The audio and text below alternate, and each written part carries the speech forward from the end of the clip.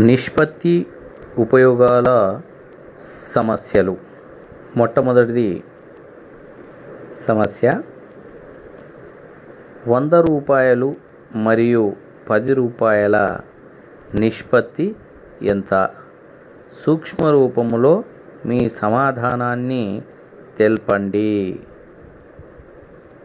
100 రూపాయలు మరియు 10 రూపాయల నిష్పత్తి 100:10.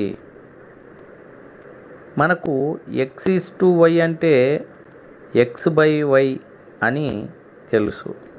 కావున 100:10ని కూడా మనం 100/10 అని రాయవచ్చును. ఇప్పుడు 100ని మనం 10x10/10 అని రాసాం.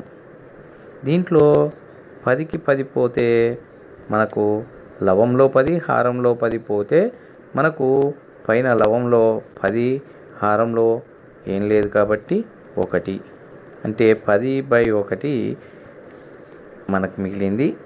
దీన్ని నిష్పత్తి రూపంలో రాస్తే 10:1 అగును.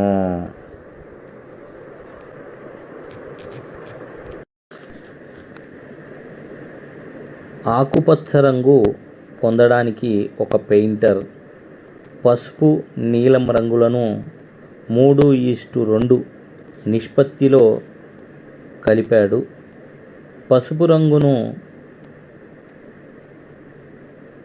12 లీటర్లు వాడితే నీలం రంగును ఎన్ని లీటర్లు వాడాలి? సాధన: పసుపు రంగు, నీలం రంగుల నిష్పత్తి 3:2. పసుపు రంగు 12 లీటర్లు అయినా నీలం రంగు x లీటర్లు అనుకుందాం.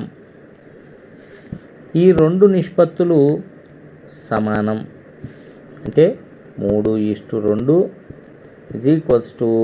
12:x. ఇక్కడ రెండు నిష్పత్తుల సమానత్వాన్ని అనుపాతం అంటాము. అనుపాత ధర్మం ఏంటి? అంత్యముల లబ్ధము మధ్యముల లబ్ధం. అంత్యముల లబ్ధం 3x మధ్యముల లబ్ధం 2x12. x 2x12/3. ఇక్కడ లవంలో 12, హారంలో 3, 3×4 12. లవంలో ఇప్పుడు మనకు 2x4 మిగులుతాయి, అంటే 2×4 8 లీటర్లు. అంటే x స్థానంలో ఇప్పుడు మనకు 8 లీటర్లు వచ్చింది. x మనం దేన్ని అనుకున్నాం? నీలం రంగు x లీటర్లు అనుకున్నాం. కాబట్టి పసుపు రంగు 12 లీటర్లు అయినా నీలం రంగు 8 లీటర్లు అవుతుంది.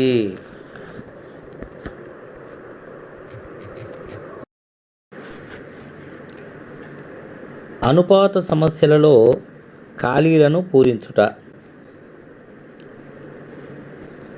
దీనిలో ఒక సమస్య 2:5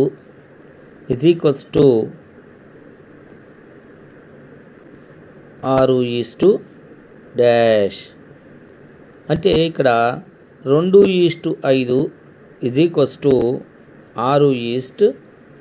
ఇది x అనుకుందాం. ఈ ఖాళీలో మనం x అనుకుందాం. ఇప్పుడు ఈ రెండు నిష్పత్తులు సమానము. లెక్కలో ఇచ్చారు కాబట్టి నిష్పత్తుల సమానత్వాన్ని మనం అనుపాతం అంటాం. అనుపాత ధర్మం ఏంటి? అంత్యముల లబ్ధం మధ్యముల లబ్ధం. అంత్యములు ఏంటివి? చివరిలో ఉన్నటువంటి 2x మధ్యములు మధ్యలో ఉన్నటువంటివి 5x6. ఇక్కడ 2x/2 5x6/2 అంటే ఇరువైపులా 2చే ఈ రెండింటిని కూడా మనం భాగిస్తున్నాం.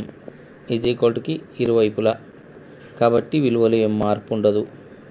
కాబట్టి ఇక్కడ ఎక్స్ పక్కనున్న లవంలోని 2 హారంలోని 2 క్యాన్సిల్ అయిపోతే మనకు మిగిలేది ఇక్కడ ఎడం వైపు ఎడం వైపు ఎక్స్. మరి కుడివైపు 6 ఉంది లవంలో, హారంలో 2 ఉంది, కాబట్టి 2 3 6 అంటే లవంలో 5 తర్వాత ఇంటూ 3 ఈ రెండు మాత్రమే మిగులుతాయి. x = 5 × 3, 5 3 15. కాబట్టి x యొక్క విలువ మనకు 15 వచ్చింది. ఈ 15 ఆ ఖాళీలో 6 పక్కన ఉన్నటువంటి ఈ ఖాళీ ఏదైతే ఉందో అక్కడ మనం రాస్తాం 15 అని. అప్పుడు 2:5 = 6:15 అనేటువంటి నిష్పత్తులు సమానం అవుతాయి.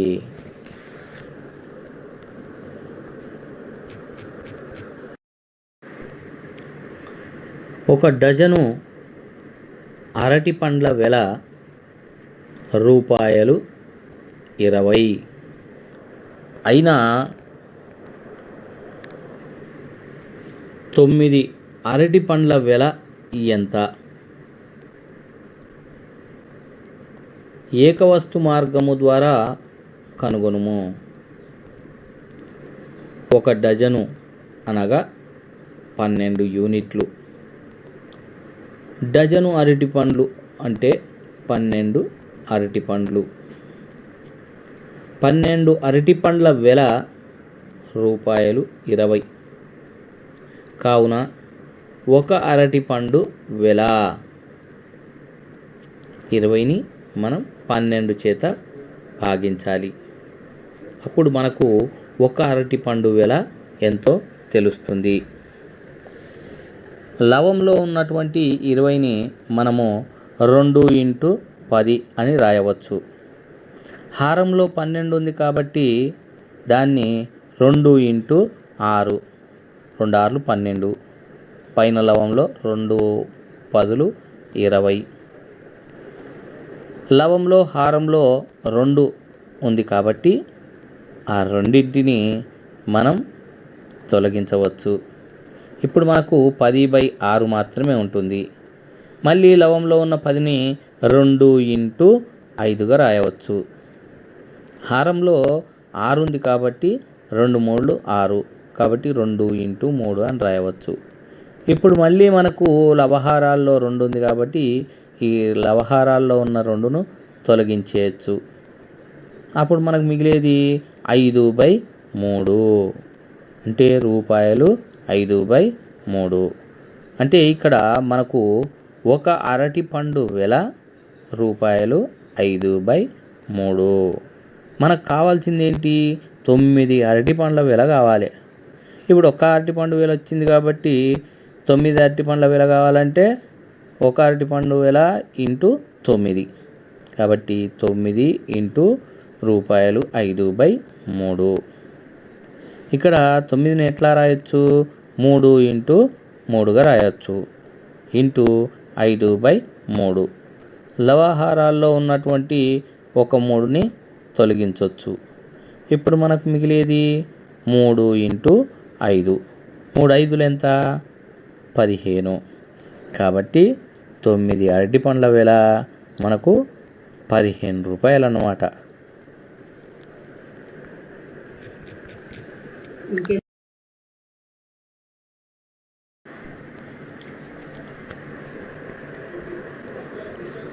గత సంవత్సరం ఒక వస్తువు ధర రూపాయలు 40. ఈ సంవత్సరం దాని ధర 50 రూపాయలకు పెరిగినది. అయినా ధరలో పెరుగుదల శాతం ఎంత? ధరలో పెరుగుదల శాతం = ధరలో మార్పు బై అసలు ధర ఇంటూ 100%. అంటే ఇక్కడ మనకు ధరలో పెరుగుదల అంటే రూ. 50 -40 రూపాయలు. మనకు అక్కడ ధరలో మార్పు ఎంత అనేటువంటిది తెలుస్తుంది. బై అసలు ధర. అసలు ధర ఎంత ఉంది? 40 రూపాయలు ఇంటూ 100%. ధరలో మార్పు ఎంత వచ్చింది? 10 రూపాయలు వచ్చింది. బై 40 అసలు ధర ఇంటూ 100%. ఇక్కడ లవహారాల్లో ఉన్నటువంటి 0 క్యాన్సిల్ అయిపోతే 1/4 ఇంటూ 25. 4×25 100. కాబట్టి ఇప్పుడు 1 × 25 అంటే 25%. ధరలో పెరుగుదల శాతం 25% అన్నమాట.